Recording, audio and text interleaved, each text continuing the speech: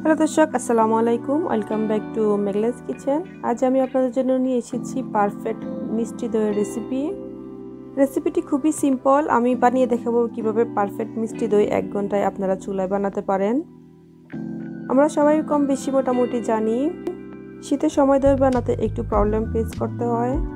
আমার রেসিপিটি ফলো করে আপনারা বাসায় অবশ্যই ট্রাই করবেন, তখন আপনাদের দইও একদম পারফেক্টভাবে বসে যাবে। চলুন তাহলে দেখে নিই আমরা কিভাবে এই পারফেক্ট মিষ্টি দইটা বানাতে হয়। চুলায় প্রথমে একটা প্যান বসিয়ে দিলাম। এর মাঝে দিয়ে দিলাম আমি 1/4 কাপ চিনি, তার মাঝে দিয়ে দিলাম কিছুটা পরিমাণ পানি। এখন অপেক্ষা করব চিনিটা গলে যাওয়া পর্যন্ত। চিনিটা মোটামুটি গলে গিয়েছে। এখন আমরা চিনিটা দিয়ে ক্যারামেল বানিয়ে ফেলবো। এই ক্ষেত্রে চুলার আঁচটা একটু মিডিয়াম করে দিতে হবে। হাই হিটে রাখলে ক্যারামেলটা পুড়ে যাওয়ার সম্ভাবনা থেকে যায়। ক্যারামেলটা পুড়ে গেলে দইটা জমবে না, এমনকি দুধটাও ছানা হয়ে যাবে। সেই জন্য ক্যারামেলটা সুন্দরভাবে করাটা খুবই জরুরি। ক্যারামেলটা মোটামুটি হয়ে এসেছে। চুলার আঁচটা কমিয়ে এখন আমি দিয়ে দেব 1 লিটার পরিমাণ দুধ। দুধটা আপনারা আপনাদের পরিমাণ মতো দিতে পারেন। দুধটা দেওয়া হয়ে গেলে এখন একটা কাঠির সাহায্যে অনবরত নেড়ে যেতে হবে। এখন আমি কিছুক্ষণ অপেক্ষা করব দুধটা বয়েল আসা পর্যন্ত। 5 থেকে 6 মিনিট পর দুধটা মোটামুটি বয়েল এসে গেছে। তারপরও আমরা একটা কাঠির সাহায্যে অনবরত নেড়ে যেতে হবে। এখানে আমরা দুধটাকে হাফ করে ফেলবো।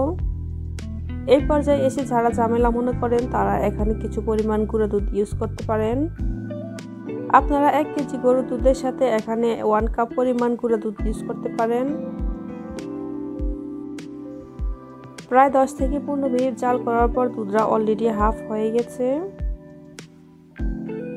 এখানে আমি এর থেকে আর কমাবো না। এই পর্যায়ে এসে দিয়ে দিচ্ছি আমি কিছু পরিমাণ চিনি। চিনিটা আপনারা আপনাদের পছন্দ মতো দিতে পারেন, যে যতটুকু মিষ্টি খাবেন। এখানে চিনির পরিমাণটা আমি কিছুটা কমিয়ে দিয়েছি, কারণ আমি এখানে অলরেডি ক্যারামেলও দিয়েছি। আরও কিছুক্ষণ জাল করে আমি এখন চুলাটা অফ করে দিব। এখন আমার আরও লাগছে টক দই। এখানে আমি টক দইটাকে স্ট্রেনারে রেখে দিয়েছিলাম প্রায় আধা ঘন্টার জন্য।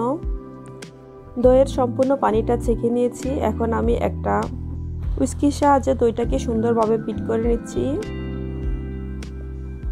দইটা বিট করা হয়ে গেছে। এখন আমি অ্যাড করে নিব দুধ। এখানে দুধটাকে সম্পূর্ণ ঠান্ডা করা যাবে না, ফিঙ্গার ডুবানো যায় ওইরকম গরম হলেই হবে। প্রথমে আমি সামান্য কিছু দুধ দিয়ে ভালোভাবে মিশিয়ে নিচ্ছি। মেশানো হয়ে গেলে তারপর আমি সম্পূর্ণ দুধটা ঢেলে দিলাম। ভালোভাবে বিট করে নিচ্ছি আর একটু উপর থেকে নেড়ে নিচ্ছি যাতে একটু ফেনা ফেনা হয়। টক দইটা সুন্দরভাবে মিশে গিয়েছে। এখন আমি নিয়ে নিচ্ছি ছোট ছোট দুটি মাটির পাত্র। দইটা আসলে মাটির পাত্রেই সুন্দরভাবে বসে। আপনারা কাচের যে কোনো ধরনের পাত্রও ইউজ করতে পারেন। আমি এখানে ছোট ছোট দুটো প্লাস্টিকের মাঝেও নিয়ে নিয়েছি। আপনারা আপনাদের পছন্দ মতো যে কোনো ধরনের পাত্রতেই দিতে পারেন। এখন আমি একটা অ্যালুমিনিয়াম ফয়েল দিয়ে সুন্দরভাবে কভার করে দিচ্ছি। দুটোটা দইয়ের পাত্রই সুন্দর করে কভার করা হয়ে গিয়েছে। এখন আমি চলে যাব সরাসরি চুলায়। চুলায় আমি একটা বড় সাইজের প্যান বসিয়ে দিয়েছি। তার মধ্যে দিয়ে দিচ্ছি একটি স্ট্রেনার। এখন আমি সাথে দিয়ে দিব একটা পাতলা সুতি কাপড়। আপনারা চাইলে এখানে টাওয়ালও ইউজ করতে পারেন। কাপড়টাকে আমি সুন্দর করে বসিয়ে দিয়েছি। এখন আমি দিয়ে দিচ্ছি দইয়ের পাত্রগুলো।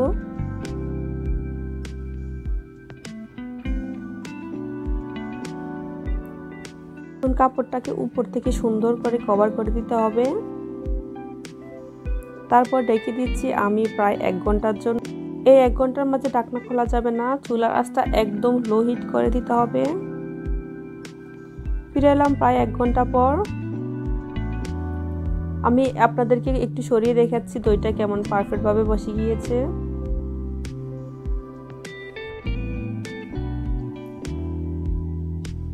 দইটা একদম সুন্দরভাবে বসে গিয়েছে, একদম পারফেক্ট দই হয়েছে, অনেকটা বিয়েবাড়ির দইয়ের মতন। আশা করি আপনারা দেখেই বুঝে নিচ্ছেন। সবকটা দই সুন্দরভাবে বসে গিয়েছে। এখন আমি এগুলোকে ফ্রিজে রেখে দেব ঠান্ডা হওয়া পর্যন্ত।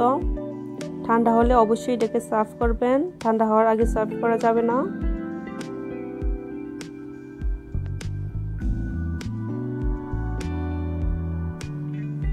সবকটা দই সুন্দরভাবে ঠান্ডা হয়ে গিয়েছে, দেখেন কতটা পারফেক্ট দেখাচ্ছে। এরকম আরও সুন্দর সুন্দর রেসিপি পেতে অবশ্যই সাবস্ক্রাইব করে রাখুন মেগলাস কিচেন। ভিডিওটি ভালো লাগলে অবশ্যই একটা লাইক দিতে পারেন। রেসিপি সংক্রান্ত কোনো কোশ্চেন থাকলে অবশ্যই লিখতে পারেন কমেন্টস বক্সে। ভিডিওটি ভালো লাগলে আপনি শেয়ার করতে পারেন আপনার ফ্রেন্ড অ্যান্ড ফ্যামিলির সাথে। সে পর্যন্ত সবাই ভালো থাকুন, সুস্থ থাকুন, সুন্দর থাকুন। থ্যাংক ইউ সবাইকে। আল্লাহ হাফেজ।